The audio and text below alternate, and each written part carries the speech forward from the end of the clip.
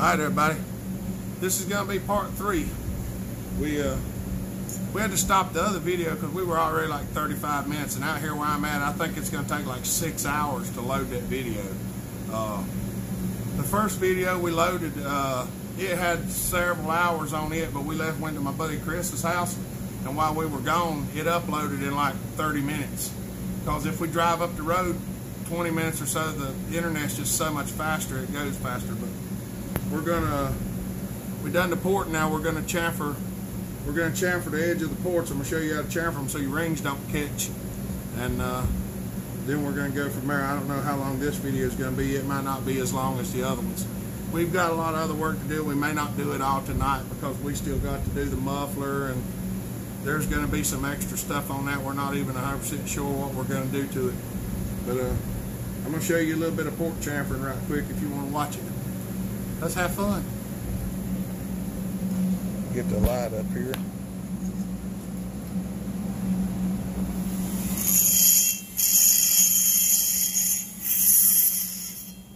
Want to show them what tool you're using for that real quick? It's a ball. I'm going to actually try it from this side now because I thought I could get it through the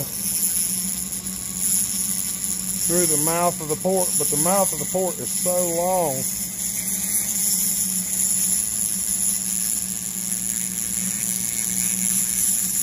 I'm trying to turn it to help Andrew film. I'm actually going to use the tip edge when I get down in here, right at the tip edge, and this is where it'll jerk it out of your hands if you're not careful. You just want to kind of fold it over.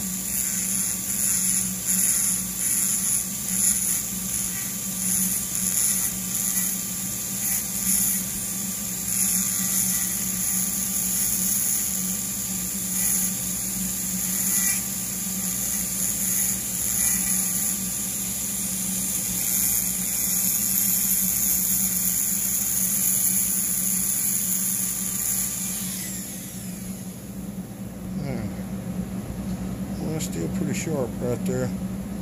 I ain't quite got that one enough. Let me see.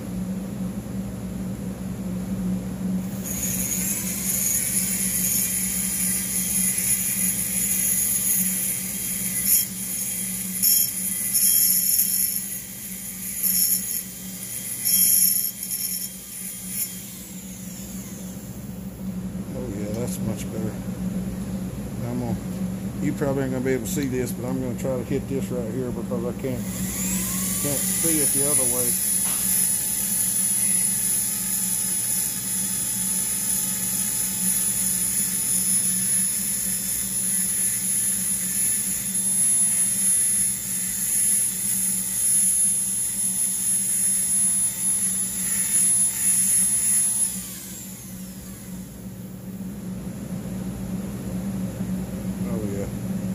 That's much better. And we're going to go ahead and chamfer it before we do any polishing on the port. I don't really think y'all could see that, but what I do is I run my finger back and forth, and if it works like a salad shooter and chunks of your fingers start coming out the front, it's too sharp.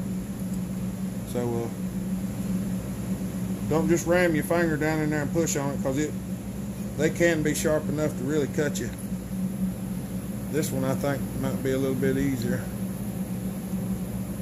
And again, maybe not, it just depends.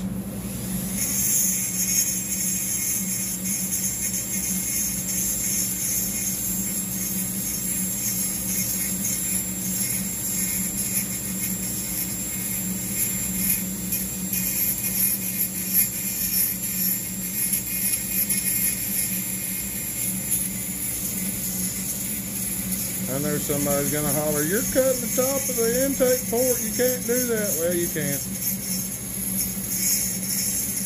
your cylinder, you can do whatever you want to it.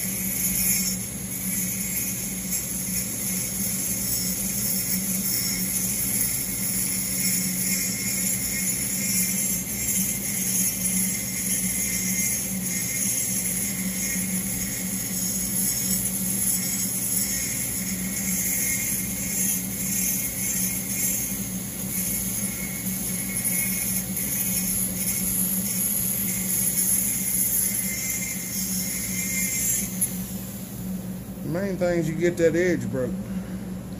Yeah, that's a lot better. The transfers, the factory transfer is actually sharp. I mean, it's not bad, but it is a little bit on the sharp side. There is some chamfer on it.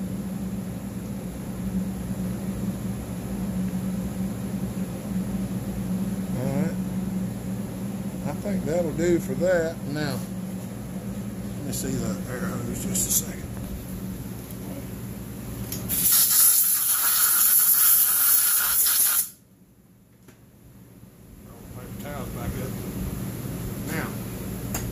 Everybody that's wondering how I polish some of this stuff, there's a real special made tool. No, it's not. Focus? Yeah, it's not like a special tool. It's a piece of brass I cut a slot in with bandsaw. It's 1/8 of an inch. You got to have a real steady hand to cut it. Anybody can do what you can. Everybody knows what this is too. It's emery cloth. And the whole concept is pretty simple.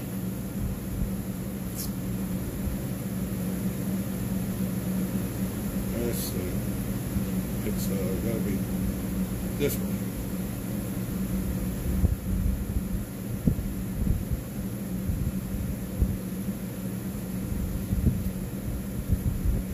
I'm showing y'all my special tricks now. So don't tell nobody. Let's see. I had to find the grinder, didn't have nothing in it. And if y'all are wondering, yes, we have several grinders. We got them hanging from the ceiling. And these nifty little foot pedals right here. You can find them on eBay. And they're only about $17. They got a male plug, plugs into the wall, and a female plug that you plug your grinder into.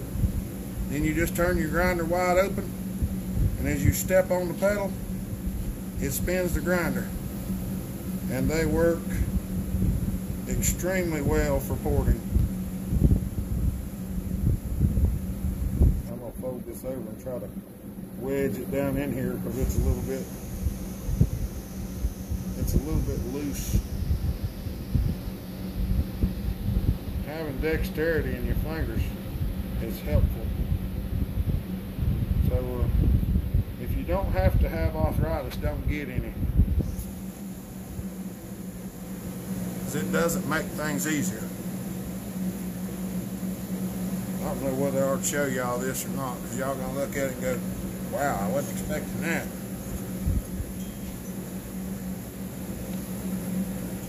You gotta have about 14 hands to do this. I gotta try to put the light over here where I can see. Now,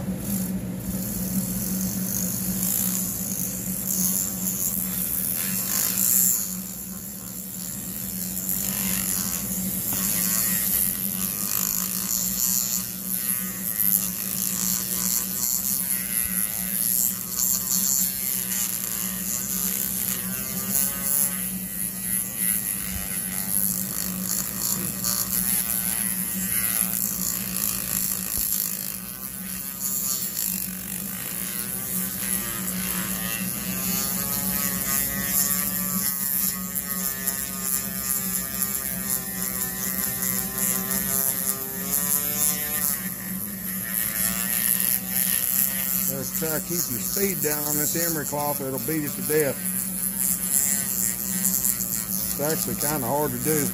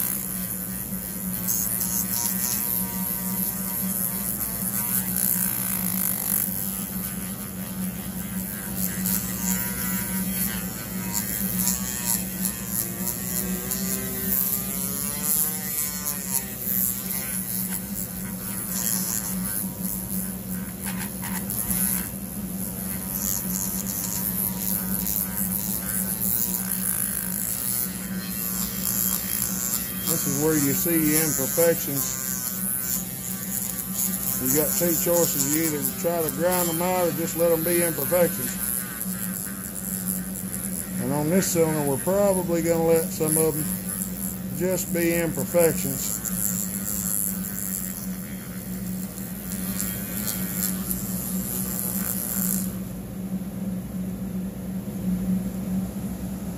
Now you can see the difference it makes.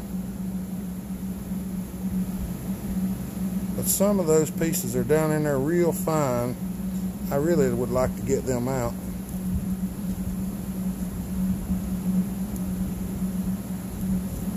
It's really hard to tear this emery cloth, but it wears out. So we're going to tear a little piece off of it. We're going to go back in here and do it again.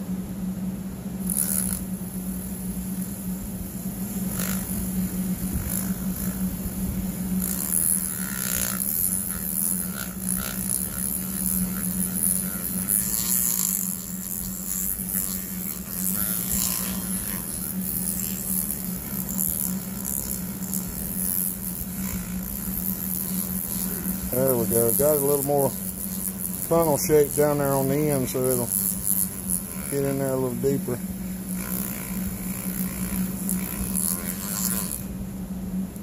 Oh yeah, that looks much better. It's still kind of hard to see for the dust, but you can get the drift of it. And we can actually put Scotch-Brite in here too and go in there and polish it to like an ultra mirror finish, but I don't think we're going to go that far. Not on a 51 Husqvarna. Nah, it's just going to be a wood cutting saw. I don't see where that's a firewood saw, that's all we need. I want to get that. I'm going to chamfer the edge of that port right there just a little bit with it. There's one little spot that I don't like. Oh yeah, that's much better. Get this side.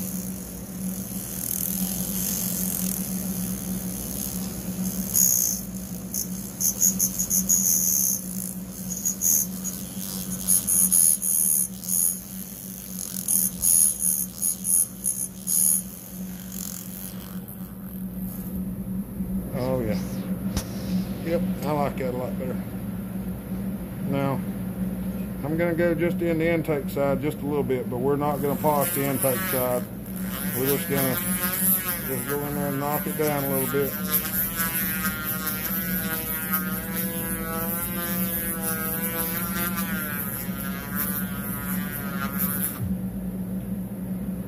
That's about all we're going to do to the intake side. Oh, that feels good. Yep.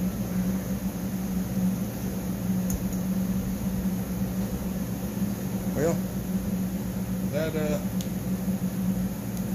right there is a pretty decent little wood sport job for this thing, and leaving the base gasket off is going to bring it down. And we raised that exhaust port probably about 20, I'd say 20, 22 thousandths, somewhere around the height of the gasket. So basically just gasket match. Yeah, our timing, port matching. Our port timing should be pretty well close. We can go some other amounts. We were going to let y'all go down in the comments and guess what mainly the top amount, or how much you can raise the exhaust port. It's not a set number, folks. It depends on the saw, it depends on your fuel, it depends on your timing and what you're doing. A lot of factors that determine what you can do and what you can't do. If you blow one out and jack the timing up for alcohol, you can raise that thing up and make her scream on the top end. But it will, if you cut it too far, it affects your blow down numbers, which reduces torque. But if you're after chain speed, that's not, you know, it depends on what you're doing with the saw. This is just going to be a little, I think, what are they, 45 cc, 45, 50 cc? They're, I think 50. It's 50, 51. It's just going to be a little firewood. 45 millimeter. For trimming, cutting limbs. Small firewood. Some small firewood, probably 18. Yeah, most people run an 18-inch ball on these. I run a 20 on mine and a 9.2 sprocket rim. The only thing was that I couldn't limb with mine if I done anything other than buck with a 9.2 sprocket rim. It throw the chain off the bar, and it do it every time you turn it sideways. So, but I sold that saw a couple weeks ago. I sold it to a buddy of mine, and he loves that thing.